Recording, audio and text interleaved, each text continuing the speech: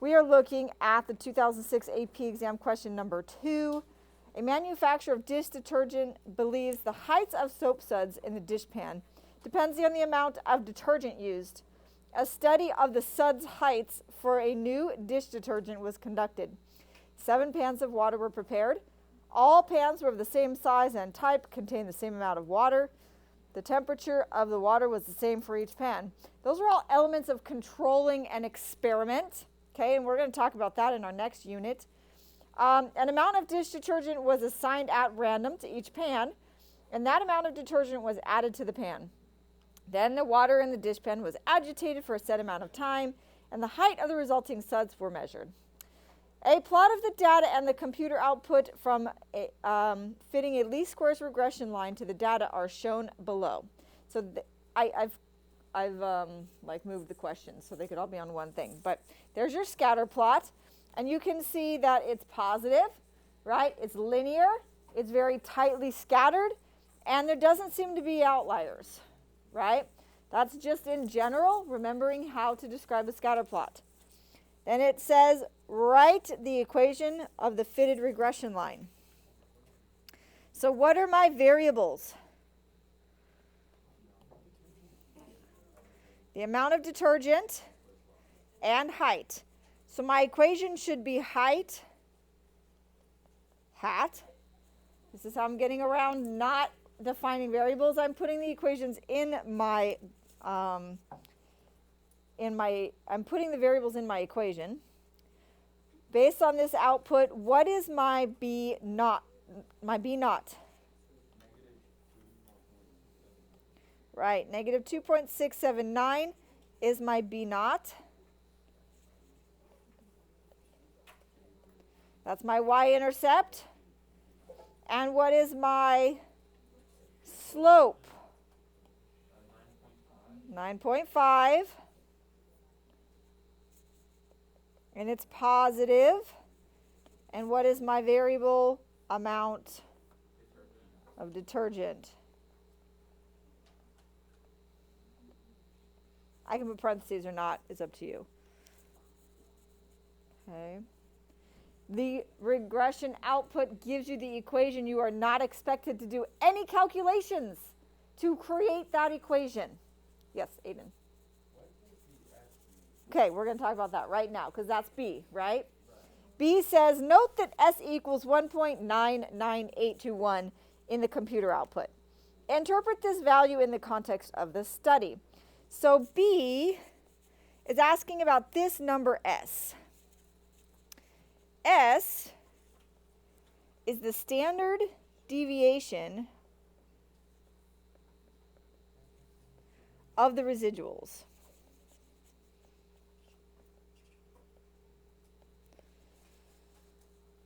Okay, so it's the standard deviation of the residuals of the height of the soap suds. Okay, they're the residuals of the height of the soap suds. Okay, that means the average, how much the average variation of those residuals are.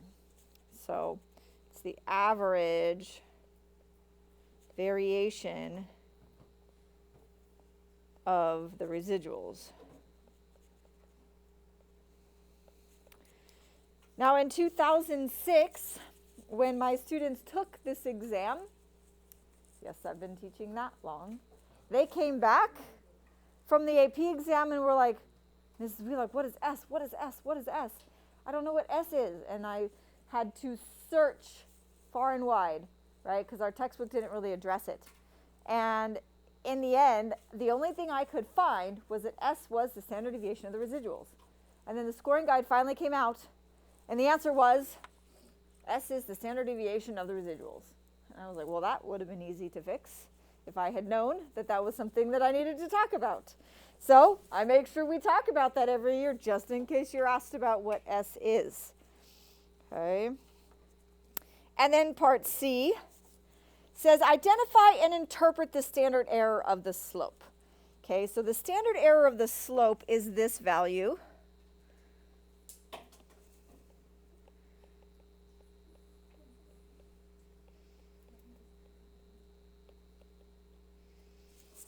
Okay.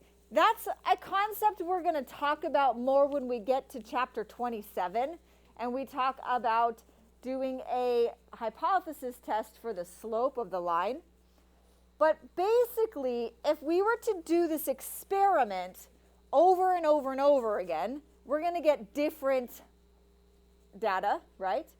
And we're going to get a different equation, right? So the standard error of the slope is how much we expect the slopes to vary from one experiment to the next, right? If you were to do it again, your slope could be probably within 0.75 of the slope that we got in this experiment, right? That's one standard deviation from the mean slope, okay? So standard error of the slope, standard error, it's used instead of standard deviation when we're talking about not data we have, but data we are estimating. It's like a standard deviation that we use when we have our sample data. Sorry, my mask is bothering me. So how are we going to write that down? Okay, it really doesn't apply too much in this chapter, but we're going to answer it anyways. So identify the standard error of the slope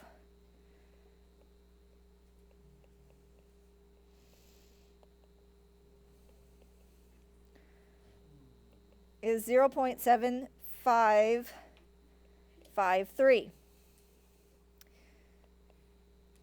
This is the typical variation we would expect to see in the slope if the experiment was repeated.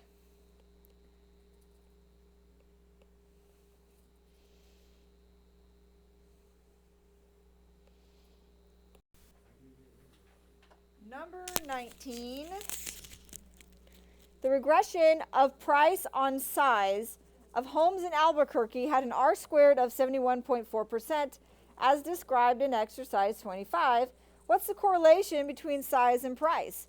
Well, if I have R squared is 0.714, I have to turn it into a decimal.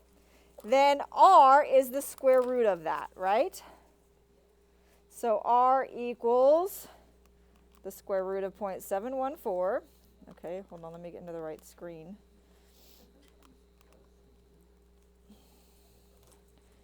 And 0.845. And explain why I choose a positive or negative. Well, we got to go back to 5. And what units do the slope have? Do we think the slope is positive or negative? It asks.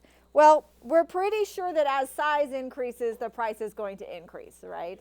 I mean, very rarely do you get to pay less for the bigger house. So we're going to choose positive because as size increases, price increases.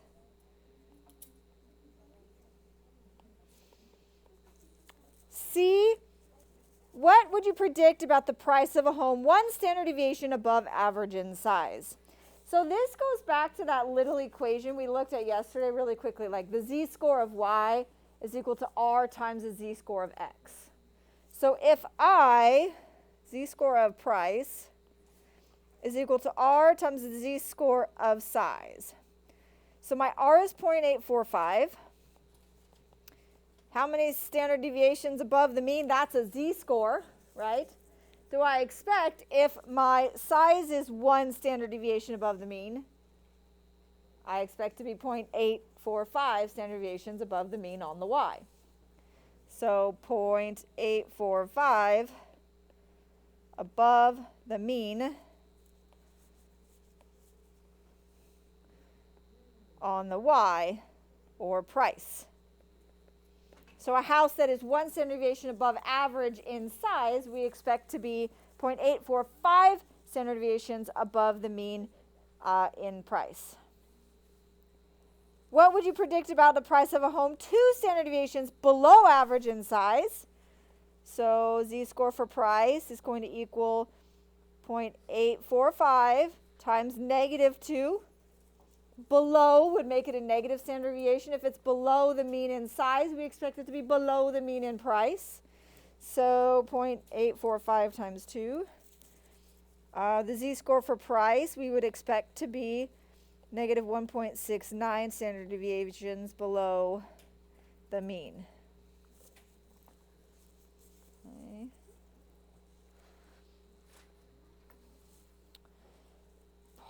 Number 21. Consider the Albuquerque home sales from exercise 15 again. The regression analysis gives the model price hat equals 47.82 plus 0.61 in size. Explain what the slope of the line says about the housing prices and house size. So I'm going to do A anyways, even if you didn't ask for it, because we really need to be good at interpreting slope. But my slope is 0.061, okay? And that's dollars for every 1 square foot, okay? So, oh no, that's thousands of dollars per square foot. So to say this is thousands of dollars, so we could say, based on our model, we could say our model predicts that the price increases 0.061 thousands of dollars for every 1 square foot. Because it's 0.61 thousands of dollars. How am I going to move that decimal point so it actually is just like this many dollars per square foot? Move it 3 times, right? Thousands? Right? So thousands, 1, 2, 3, $61 per square foot. So our model predicts that the price increases approximately $61 per square foot. Per square foot increase in home size, right? So as we increase the home size by 1 square foot, we expect the price increase of $61. Okay, so let me write that out. Okay. Our model predicts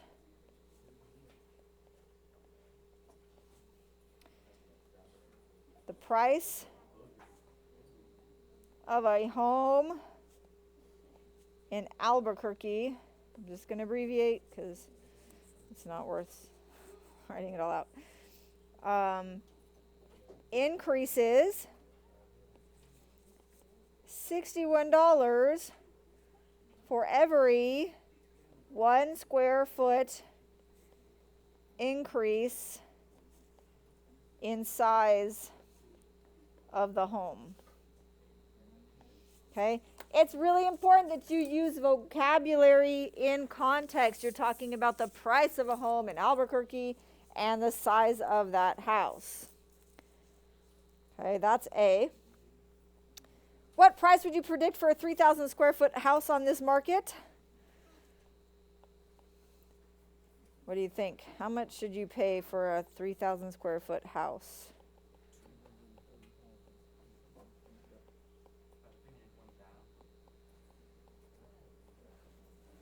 What would you think that price might be in California?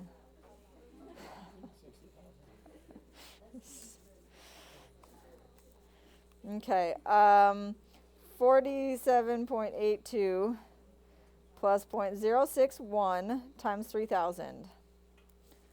So price hat equals 230,000.82. So that's, we would expect a 3,000 square foot house to be approximately $230,820. That's a really good price, right? But you got to live in Albuquerque. So I'd be interested to see the California market. They don't want to scare people Okay, that's super cheap for a 3,000 square foot house. But if you go and look anywhere outside of California, well, not anywhere, but a lot of places you can get a really big house for a really nice price. Not here. We're around $1 million for houses that big, depending on the area. More if it's in like LA and Orange County.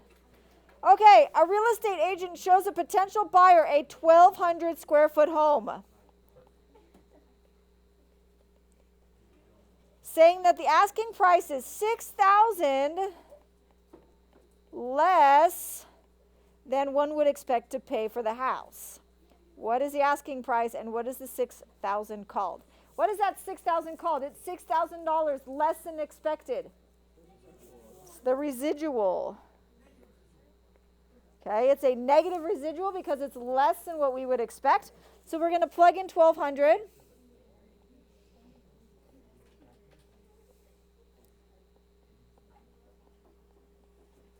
Times 1,200. We're going to do that in our calculator.